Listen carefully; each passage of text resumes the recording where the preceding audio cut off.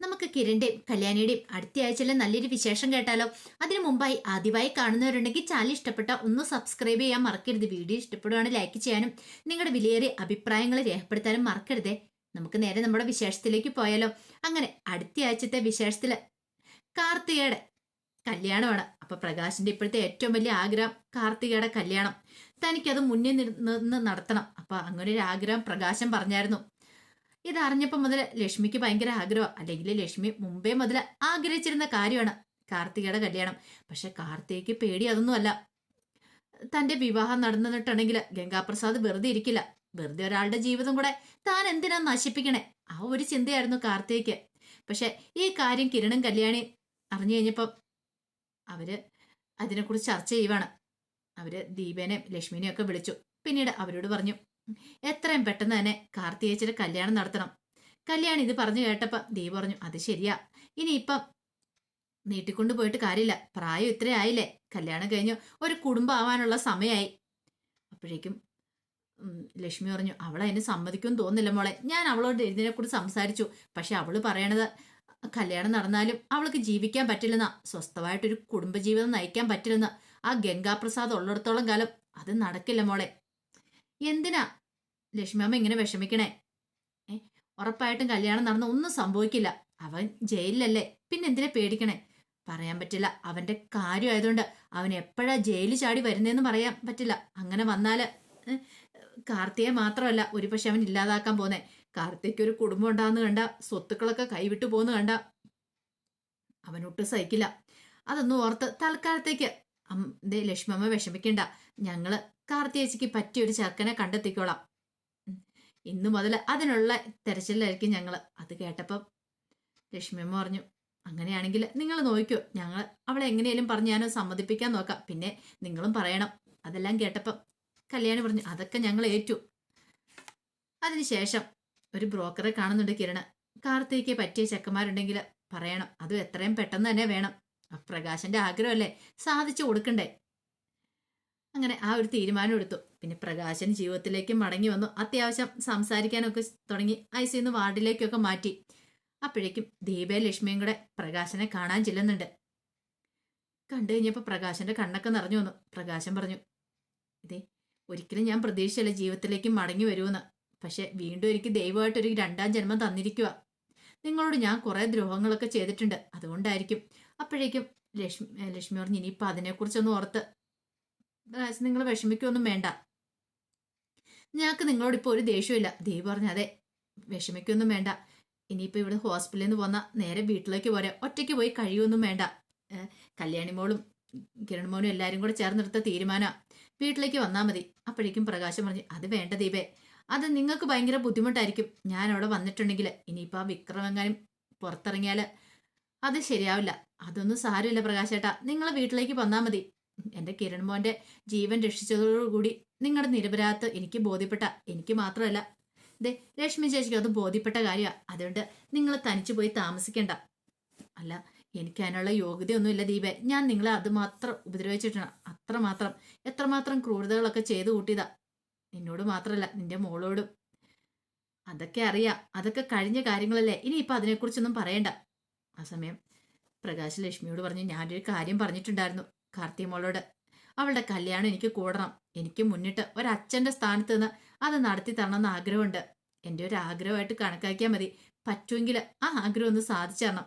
ഞാൻ എൻ്റെ ജീവിതത്തിൽ കുറേ ക്രൂരതകൾ മാത്രമേ ചെയ്തു കൂട്ടിയിട്ടുള്ളൂ. പക്ഷേ എനിക്കൊരു നല്ല കാര്യം ചെയ്യണമെന്നുണ്ട്, ഒരു നല്ല പ്രവൃത്തി. അച്ഛനും മകളുടെ കൈ പിടിച്ച് ഒരാളുടെ ഏൽപ്പിക്കണമെന്ന്. ബാക്കി കല്യാണി മോളുടെ കാദംബരിയുടെ കാര്യത്തിലൊന്നും സാധിച്ചില്ല. പക്ഷേങ്കിൽ കാർത്തിക മോളുടെ കാര്യത്തിലെങ്കിലും അത് സാധിക്കണമെന്നുണ്ട്. ലക്ഷ്മി നോക്കാം. കിരണും കല്യാണിയൊക്കെ ചേർന്ന് കല്യാണം ആലോചിക്കുന്നുണ്ട്. ഏതെങ്കിലും നല്ലൊരു ചെക്കനെ ഒത്തുവരുവാണെങ്കിൽ അത് നടത്താമെന്നാ എല്ലാവരും പറയണേ. അങ്ങനെ ആ ഒരു കാര്യത്തിൽ തീരുമാനമായി. പിന്നീട് കിരണും കല്യാണിക്ക് അന്വേഷിച്ച് ഒടുവിൽ ബ്രോക്കർ നല്ല പയ്യനെ കൊണ്ടുവരുവാണ്. അപ്പം പെണ്ണ് കാണാൻ വരൂ എന്നൊക്കെ പറഞ്ഞപ്പോൾ തന്നെ കാർത്തികയ്ക്ക് നല്ല ടെൻഷനാ. കാർത്തികയുടെ ഈ ടെൻഷൻ കണ്ടപ്പോൾ കല്യാണി പറഞ്ഞു, കാർത്തികേച്ചി എന്തിനാ വിഷമിക്കണേ? ഒന്നും ഇല്ലേലും ഞങ്ങളൊക്കെ ഇല്ലേ, വിഷമിക്കേണ്ട കാര്യമൊന്നുമില്ല, ധൈര്യമായിട്ടിരിക്കുക എന്നൊക്കെ പറഞ്ഞു. പക്ഷെ ഈ കാര്യം കാർത്തിക് കല്യാണം ആലോചിക്കുന്നേ പ്രകാശൻ ജീവിതത്തിലേക്ക് മടങ്ങി വന്ന കാര്യമൊക്കെ സ്റ്റെഫി ഗംഗാപ്രസാദിനെ അറിയിക്കാനായിട്ട് ജയിലിലേക്ക് ചെല്ലുക. ഇങ്ങനെ സ്റ്റെഫി വന്നു കഴിഞ്ഞപ്പോൾ ഗംഗാപ്രസാദ് ചോദിച്ചു, എന്താ സ്റ്റെഫി കാര്യങ്ങൾ?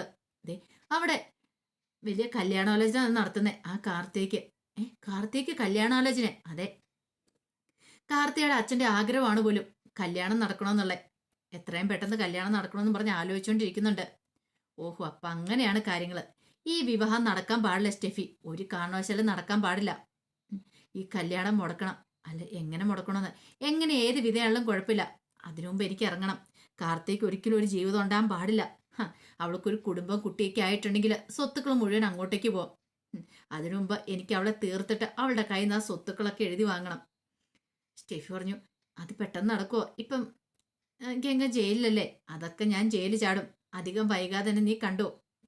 അങ്ങനെ ഒരു ദിവസത്തിന് വേണ്ടി ഞാൻ കാത്തിരിക്കുന്നേ. ഒരു കാരണവശാലും കല്യാണം നടക്കാൻ പാടില്ല.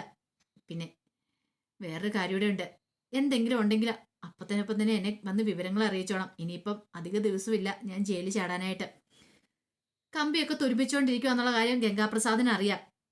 കമ്പി തുരുമ്പിക്കാനുള്ള മാർഗങ്ങളൊക്കെ നേരത്തെ തന്നെ ചെയ്തു വെച്ചിട്ടുണ്ടായിരുന്നു.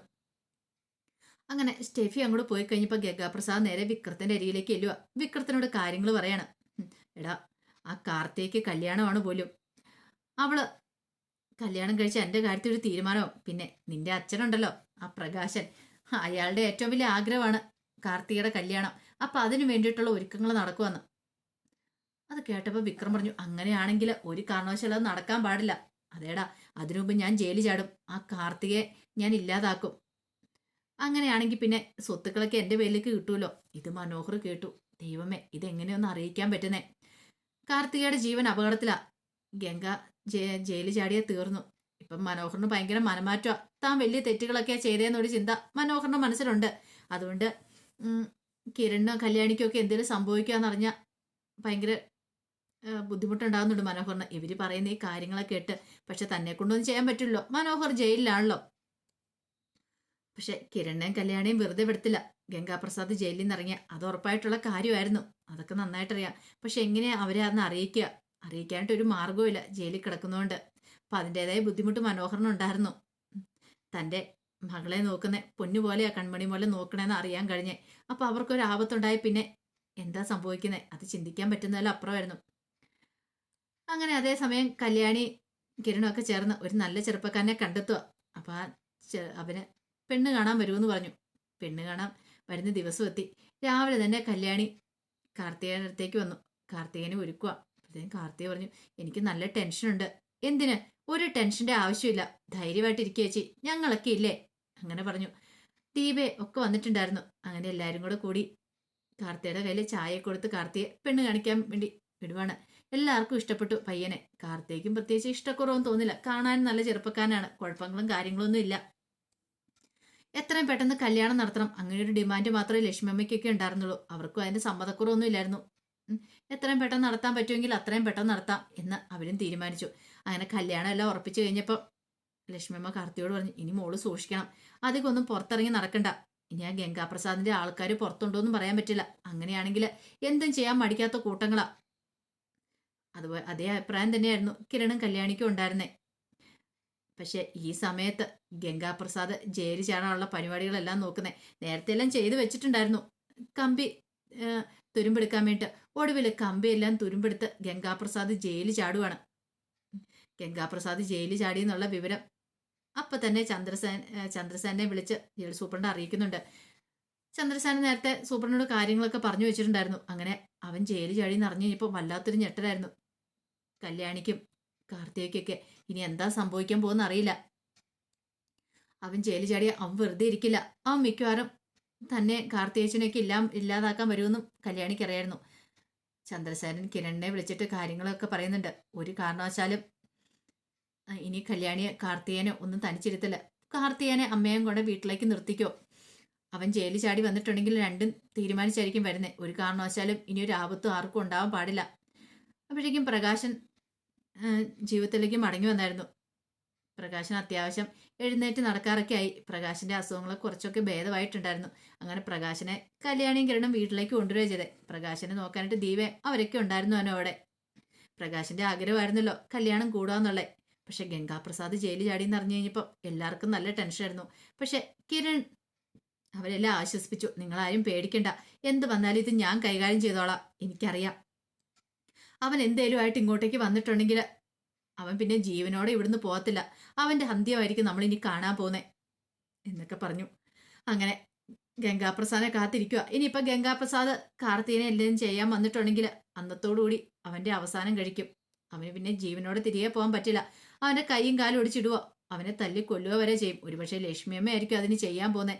തന്റെ മോൾക്ക് നല്ലൊരു ജീവിതം കിട്ടാൻ വേണ്ടി അവനെ കൊല്ലാൻ തയ്യാറായിട്ട് ലക്ഷ്മിയമ്മ ഇരിക്കുന്നത്. അപ്പോൾ അതിന്റെ വിശേഷങ്ങളൊക്കെ നമ്മൾ ഈ അടുത്തയാഴ്ച കാണാൻ പോകുന്നത്. ആ വിശേഷങ്ങൾക്കായി നമുക്ക് എല്ലാവർക്കും കാത്തിരിക്കാട്ടോ. ഒരിക്കൽ കൂടി എല്ലാവർക്കും ശുഭരാത്രി നേർന്നുകൊണ്ട് നിർത്തുന്നു.